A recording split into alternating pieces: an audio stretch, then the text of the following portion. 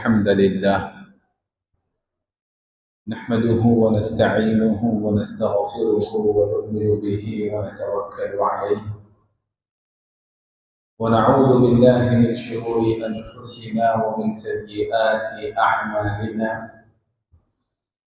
من يهده الله فلا مضل له ومن يضلل فلا هادي له وأشهد أن لا إله إلا الله وحده لا شريك له وأشهد أن محمدا عبده ورسوله أما بعد فإن خير الحديث كتاب الله وخير الهدي هدي محمد وشر الأمور محدثاتها وكل محدثة بدعة وكل بدعة ضلالة وكل ضلالة في النار فأعوذ بالله السميع العليم من الشيطان الرجيم بسم الله الرحمن الرحيم قاف والقرآن المجيد بل عجبوا أن جاءهم منذر منهم فقال الكافرون هذا شيء عجيب أإذا متنا وكنا ترابا ذلك رجع بعيد قد علمنا ما تنقص الأرض منهم وعندنا كتاب حفيظ بل كذبوا بالحق لما جاءهم فهم في أمر مريج ہر قسم کی حمد و ثنا تعریف و توصیف بزرگی و کبریائی عظمت و شوکت غلبہ اور دبدبہ اللہ رب ذوالجلال کے لیے لائق و سزاوار ہے۔ درود و سلام ہو رسول اللہ صلی اللہ علیہ وسلم پر جن کی زندگی اس امت کی ہدایت کے لیے صرف ہوئی۔ اللہم صلی علی محمد وعلی آل محمد وبارک وسلم۔ ہم اللہ تعالیٰ کی حمد و ثنا بیان کرتے ہیں، اسی پر ہمارا ایمان و یقین ہے، عبادت بھی اسی کی کرتے ہیں، مدد بھی اسی سے مانگتے ہیں، اسی پر ہمارا توکل اور بھروسہ ہوتا ہے۔ اپنے نفس کے شر سے اور شیطان کے شر سے اللہ کی پناہ طلب کرتے ہیں۔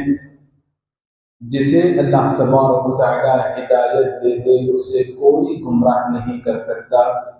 اور جسے وہ گمراہ کر دے اسے کوئی ہدایت نہیں دے سکتا۔ سب سے بہترین بات اللہ کی بات کلام اللہ قرآن مجید ہے، اور سب سے بہترین طریقہ رسول اللہ صلی اللہ علیہ وسلم کی سنت ہے۔ سب سے بدترین کام دین مکمل ہونے کے بعد دین میں نیا کام ہے، اور دین میں ہر نیا کام بدعت ہے، اور ہر بدعت گمراہی ہے، اور ہر گمراہی جہنم کی آگ میں لے جانے والی ہے۔ قرآن مجید کا مطالعہ کرنے سے ہمیں یہ بات معلوم ہوتی ہے کہ اللہ تبارک و تعالیٰ نے اپنی ساری مخلوق، چاہے وہ جنات ہو یا انسان ہو یا کسی اور شکل میں جمادات کی حیثیت سے ہو، اپنی ہر مخلوق کو اللہ نے اپنی بندگی اور اپنی عبادت کے لیے پیدا فرمایا۔ وَمَا خَلَقْتُ الْجِنَّ وَالْإِنسَ إِلَّا لِيَعْبُدُونَ وَإِن مِّن شَيْءٍ إِلَّا يُسَبِّحُ بِحَمْدِهِ۔ عبادتیں ہیں جیسے زبانی عبادتیں ہیں، دل سے ادا ہونے والی قلبی عبادتیں ہیں۔ عبادتوں کی ایک قسم یہ بھی ہے کہ ہم اپنے مال کے ذریعے اللہ تبارک و تعالیٰ کی عبادت انجام دیں، اور مال کے ذریعے جو عبادات انجام دی جاتی ہیں وہ زکوٰۃ ادا کرنے کے اعتبار سے ہے، صدقات و خیرات کرنے کی شکل میں ہے، والدین کے حقوق ادا کرنا، مالی حقوق ادا کرنا، مالی حقوق کفالت کے طور پر ہو یا کسی اور اعتبار سے، ان تمام امور میں، ان تمام حیثیتوں سے ہم اللہ تبارک و تعالیٰ کی مالی عبادت انجام دیتے ہیں۔ اور ہر حیثیت سے مومن اس بات کا پابند ہے کہ اللہ تبارک و تعالیٰ کی عبادت انجام دے۔ قرآن مجید کے مطالعے سے ہمیں دوسری بات یہ معلوم ہوتی ہے کہ مومن کو دنیا کو نظر انداز کر کے صرف آخرت کی فکر نہیں کرنی چاہیے، بلکہ کبھی دونوں کے درمیان توازن اختیار کرنے اور توازن کو برقرار رکھنے کی ضرورت ہے۔ جیسے دنیا کی بھلائی مانگنی ہو، آخرت کی بھلائی مانگنی ہو، ربنا آتنا فی الدنیا حسنہ وفی الآخرۃ حسنہ، جب دنیا اچھی گزرے گی، دنیا بھلائی سے گزرے گی، تو آخرت کو بھی اللہ تبارک و تعالیٰ بہتر بنائے گا۔ کبھی دونوں کے درمیان اس اعتبار سے توازن کو برقرار رکھنا ہے، تو کبھی اللہ تبارک و تعالیٰ نے ترجیحی بنیادوں پر آخرت کو اہمیت دینے کی بات بتائی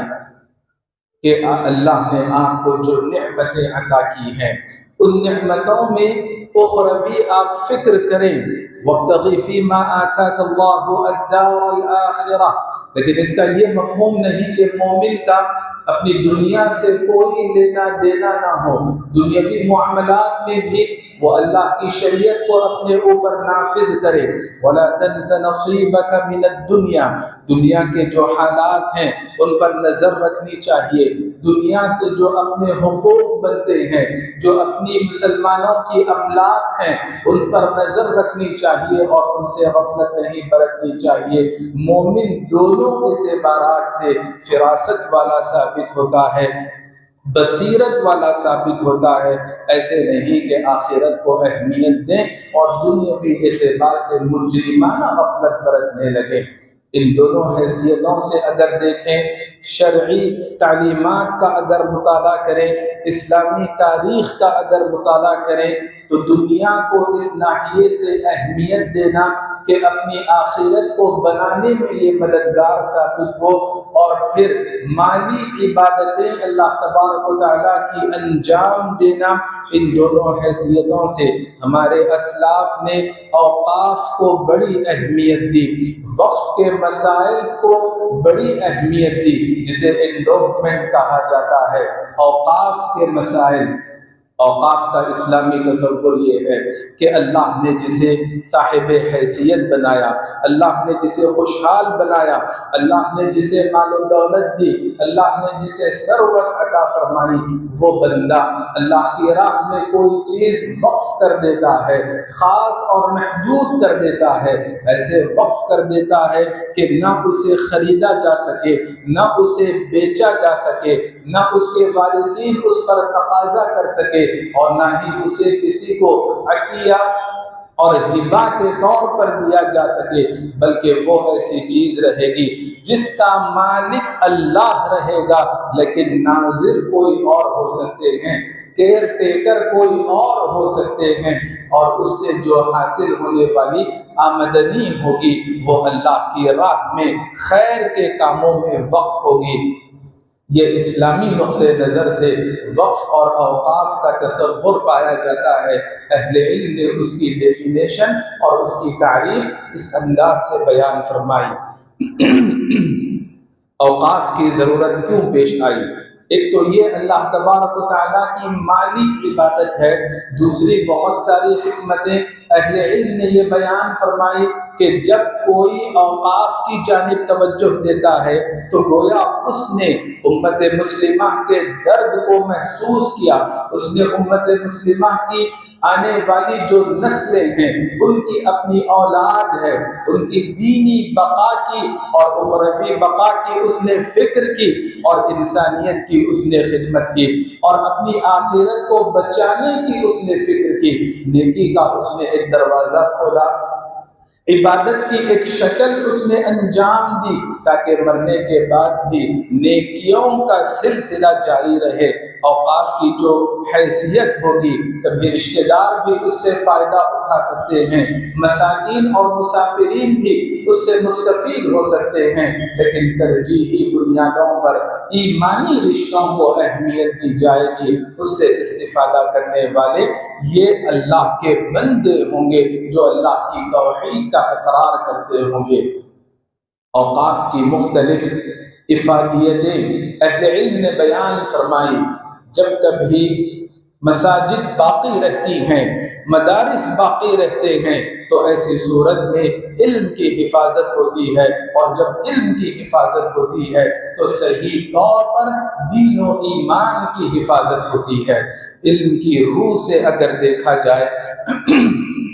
تو اوقاف کے کچھ ارکان بھی بیان کیے گئے ہیں۔ ارکان یعنی وقف کرنے والا اخلاص للہیت کے ساتھ اللہ کی راہ میں وقف کرے، اور کس چیز کو وقف کر رہا ہے اس کا دائرہ متعین کرے، کن کاموں کے لیے وہ وقف کر رہا ہے اس کی بھی تحدید ہونی چاہیے، اور کن الفاظ کے ذریعے وہ وقف کر رہا ہے یہ بھی بڑے معنی رکھتے ہیں۔ شرعی اعتبار سے یہ وقف کے ارکان شمار ہوتے ہیں۔ کبھی عمومی طور پر وقف کیا جاتا ہے، اور کبھی خصوصی طور پر اہل خانہ کے لیے، خاندان کے لیے، یا شہر والوں کے لیے، صوبے اور ریاست والوں کے لیے وقف کیا جاتا ہے۔ وقف کی یہ مختلف قسمیں اہل علم نے شرعی اعتبار سے جواز کے طور پر بتائی ہے۔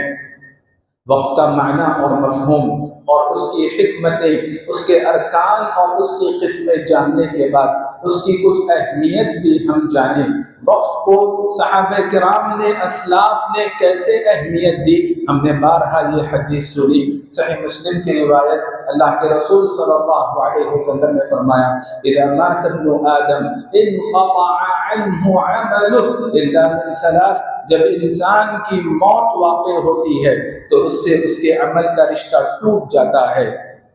مرنے کے بعد بھی نام اعمال میں اگر نیکیوں کا سلسلہ جاری رہتا ہے تو اس کی کتنی شکلیں ہیں؟ سب سے پہلی شکل یہی ہے صدقۃ جاریہ، جو اوقاف کی شکل میں ہو، مساجد تعمیر کرنے کی شکل میں ہو، مدارس کو تعمیر کرنے کی شکل میں ہو، کنویں کھدانے کی شکل میں ہو۔ ایسی نیکی کرنے کی کوشش کریں جس کا صدا، جس کا ثمرہ، جس کا بدلہ اللہ تبارک و تعالی موت کے بعد بھی دیتے رہیں۔ وَنَكْتُبُ مَا قَدَّمُوا وَآثَارَهُمْ، ہم خود سبب بنے، اور پھر اللہ تبارک و تعالی اعمال کے اجر کے ساتھ اس کے جو آثار مرتب ہوں گے، جو نشانیاں اور جو ثمرات مرتب ہوں گے، اس کا بھی اجر اللہ تبارک و تعالی لکھے گا۔ صدقۃ جاریہ، اور علم ينتفع به، نفع بخش علم کا سبب بنے، یا پھر اللہ نیک صالح اولاد عطا کر دے جو اپنے ماں باپ کے لیے دنیا میں آنکھوں کی ٹھنڈک بنے، اور مرنے کے بعد صدقہ جاریہ بنے جو اپنے ماں باپ کے لیے، والدین کے لیے دعائے خیر اور دعائے مغفرت کرتے رہیں۔ یہ جو موضوع ہے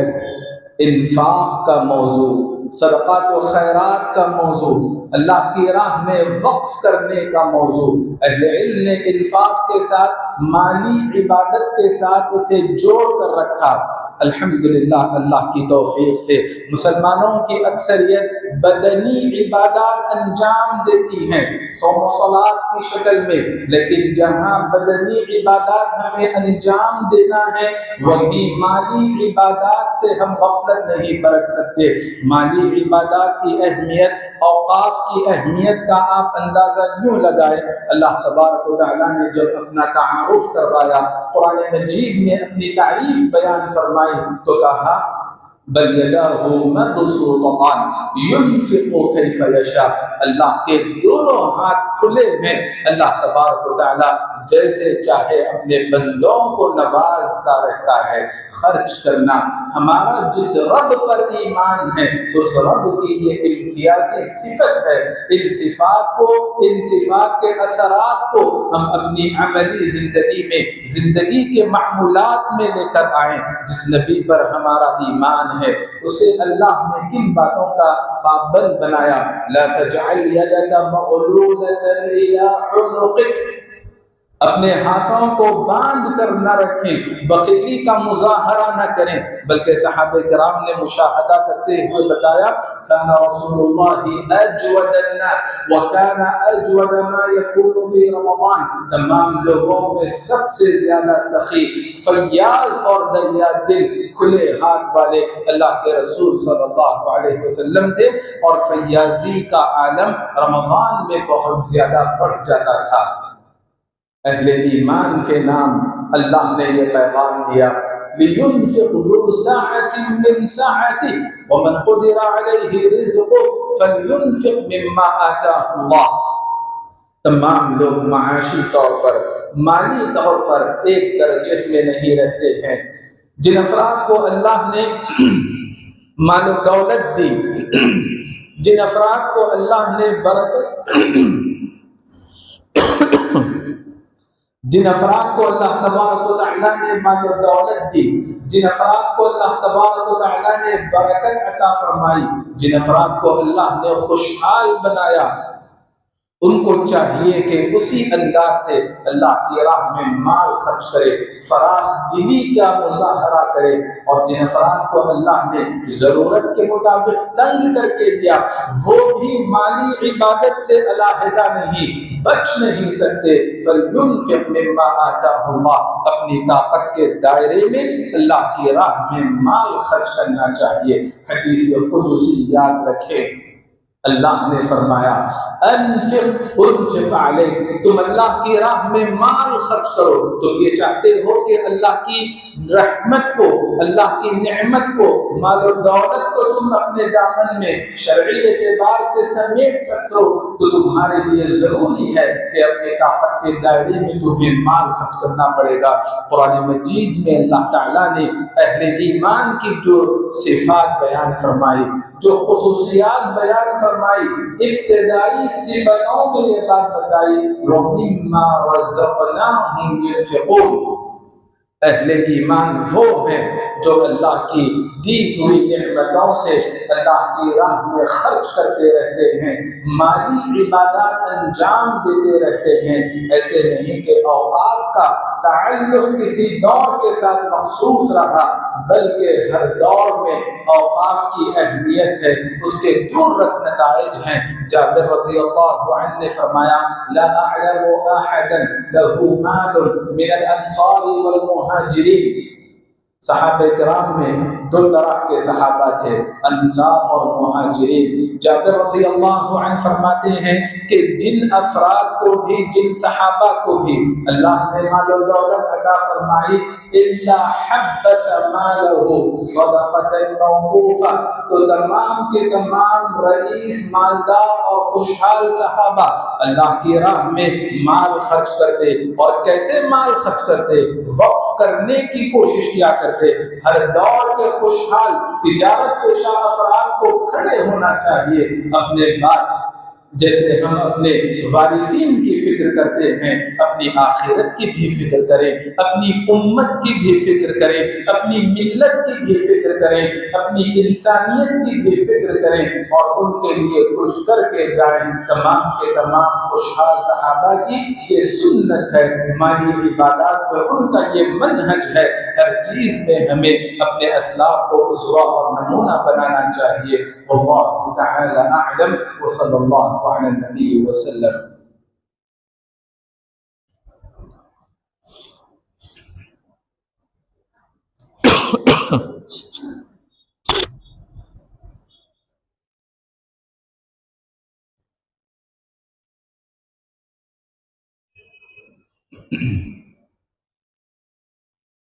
الحمد لله رب العالمين،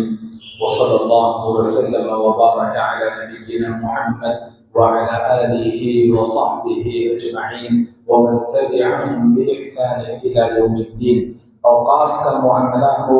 مالی عبادات کے مسائل ہوں، قرآن مجید پر اگر آپ سرسری نظر ڈالیں تو اس کی اہمیت کا بڑا اندازہ ہوگا۔ ایک تو دنیا میں خیر و برکت کے لیے یہ عبادت انجام دینی چاہیے۔ فالذین انفقوا منکم وما انفقتم من شيء فهو يخلفه، تم جو کچھ بھی اللہ کی راہ میں خرچ کرو گے اللہ تبارک و تعالیٰ دونوں جہانوں میں اس کا بہتر بدل عطا کرے گا، اور اللہ سب سے بہترین نوازنے والا ہے۔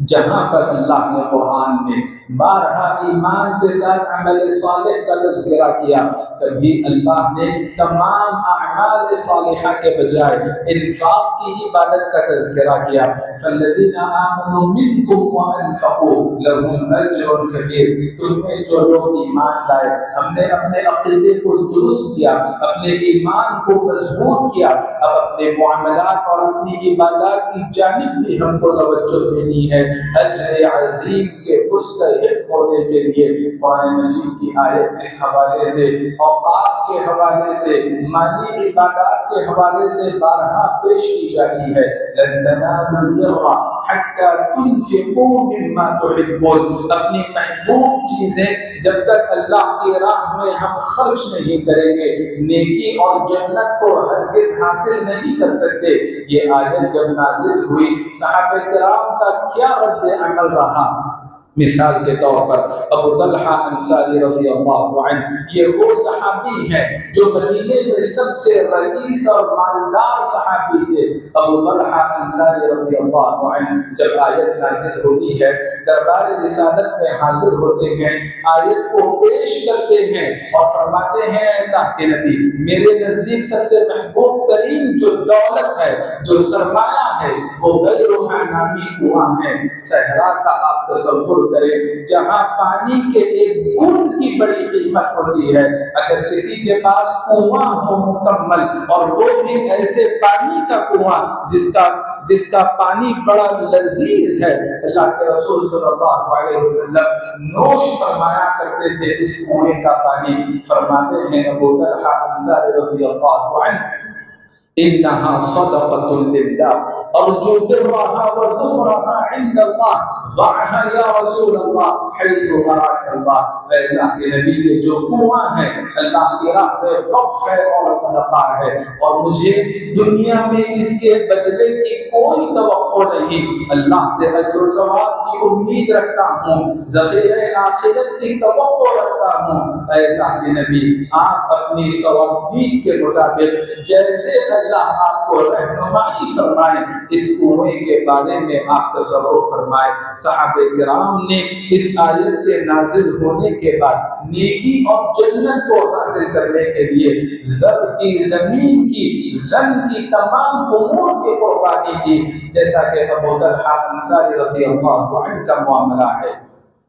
ابن عمر رضی اللہ عنہما بیان فرماتے ہیں کہ عمر رضی اللہ عنہ نے کہا جب یہ آیت نازل ہوئی اپنے مال کا جائزہ لیا، خیبر میں ایک زمین تھی جو مال غنیمت کے طور پر عمر رضی اللہ عنہ کو ملی، وہ سب سے قیمتی زمین تھی۔ عمر رضی اللہ عنہ نے اللہ کے نبی صلی اللہ علیہ وسلم سے مشورہ کیا، ما تأمرنی بہ، اے اللہ کے نبی میں جنت کو حاصل کرنا چاہتا ہوں اور میرے نزدیک سب سے نفیس ترین مال و دولت یہی ہے، آپ کا کیا حکم ہے، آپ کا کیا مشورہ ہے؟ اللہ کے نبی صلی اللہ علیہ وسلم نے اوقاف کی جانب رہنمائی فرمائی، کہا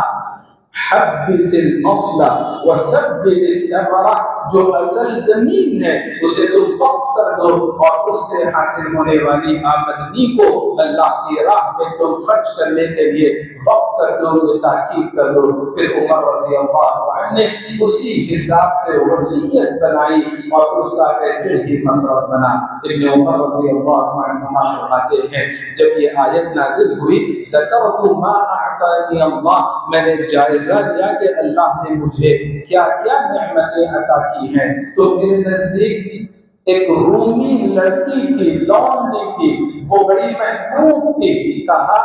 ہی حرۃ لوجہ اللہ، میں اللہ کی خوشنودی، اللہ کی رضامندی کے لیے اسے اللہ کی راہ میں آزاد کر رہا ہوں۔ اگر کوئی دنیا میں ایسی چیز ہوتی شرعی نقطہ نظر سے اللہ کی راہ میں وقف کرنے کے بعد اسے دوبارہ لے لیا جاتا تو یہ اتنی محبوب ہے میری نظر میں کہ میں واپس لے کر نکاح کر لیتا۔ تو گویا صحابہ کرام نے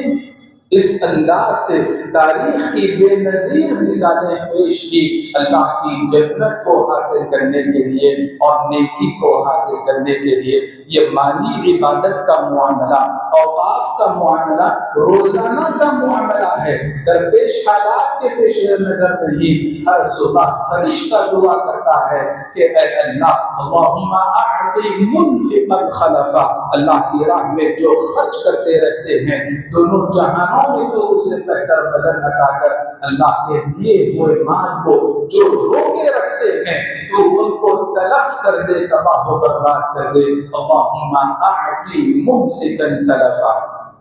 بلال رضی اللہ عنہ صحابہ کرام میں مالی اعتبار سے انتہائی کمزور صحابی ہیں۔ بلال رضی اللہ عنہ ان کو بھی مالی عبادت پر ابھارا، کہا انفق یا بلال، اے بلال اللہ کی راہ میں مال خرچ کرنا، ولا تخش من ذی العرش اقلالا، عرش والے رب سے اس بات کا اندیشہ مت رکھو کہ تمہارے مال میں کمی آ جائے گی، کیونکہ جو لوگ اللہ کی راہ میں مال خرچ کرتے ہیں ان کی مثال ایسی ہی ہے کہ ایک نیکی اگر ہوگی تو وہ 700 گنا زیادہ اجر و ثواب کی مستحق بنے گی، یعنی اللہ تبارک و تعالیٰ اس سے بھی زیادہ کشادگی والا ہے۔ قرآن مجید کی آیتیں اس حوالے سے ہمیں بڑی تفصیل کے ساتھ ملتی ہے۔ اوقاف کے مسائل میں ایک موضوع یہ بھی زیر بحث ہے کہ اوقاف کا ناظر کیئر ٹیکر کون ہونا چاہیے، چونکہ شرعی نقطہ نظر سے اس کا مالک اللہ تبارک و تعالیٰ ہے، اسی لیے اہل علم نے یہ بات بتائی کہ ناظر بھی مسلمان رہے، امانت دار رہے، قابل بھروسہ رہے، چونکہ یہ اللہ کا معاملہ ہے تو اللہ پر ایمان لانے والے اس کے ناظر رہیں گے۔ اور بھی بہت ساری حکمتیں بیان کی گئی، اس کا مقصود تمام لوگوں کو فائدہ پہنچانے سے پہلے مسلم کمیونٹی کو فائدہ پہنچانا ہے، اور کوئی مسلمان سے زیادہ مسلمان کے لیے نفع بخش ثابت نہیں ہو سکتا۔ ان تمام وجوہات کے پیش نظر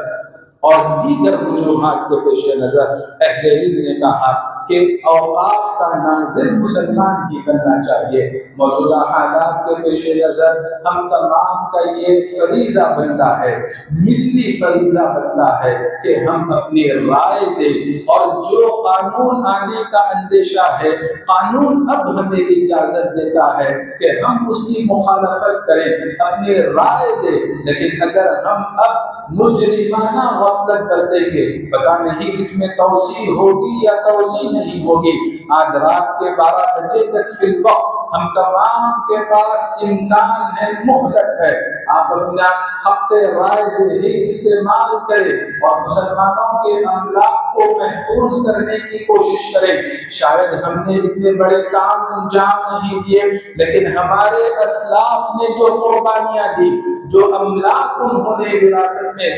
جو املاک انہوں نے اوقاف میں مسلمانوں کے لیے چھوڑی، ان کی حفاظت کا ذمہ ہمارے اوپر ہے۔ اوقاف کے حوالے سے جہاں اوقاف کو وجود میں لانا جس قدر ضروری ہے، موجودہ اوقاف کی حفاظت کرنا بھی ہمارے لیے ضروری ہے۔ مسلمان جو غیرت مند ہے اس کے دل سے ایک تاریخی مسجد کا زخم تک بھی نہیں بھرا۔ اگر ہم آج مجرمانہ غفلت برتنے لگیں گے تو مسلمانوں کی بے شمار مساجد، مسلمانوں کے بے شمار مدارس، مسلمانوں کی بے شمار عیدگاہیں، مسلمانوں کے بے شمار قبرستان اور مسلمانوں کی بے شمار املاک پر خطرہ منڈلا رہا ہے۔ ہوش کے ناخن لے، اپنے آپ کو خواب غفلت سے بیدار کریں، دیگر افراد کی بھی مدد کریں جو ای میل کرنا یا کسی ذریعے سے پیغام پہنچانا نہیں جانتے ہیں۔ مساجد کے ذمہ داران یا مسلم کمیونٹی کے ذمہ داران اس سلسلے میں ہر ممکن اپنا تعاون پیش کریں۔ اللہ تبارک و تعالی ہم تمام کو دین کی صحیح فہم اور اس پر عمل کی توفیق عطا فرمائے۔ واللہ تعالی اعلم وصلی اللہ علی النبی وسلم۔ اقول قولی هذا واستغفر الله لي ولكم ولسائر المؤمنين فاستغفروه انه هو الغفور الرحيم۔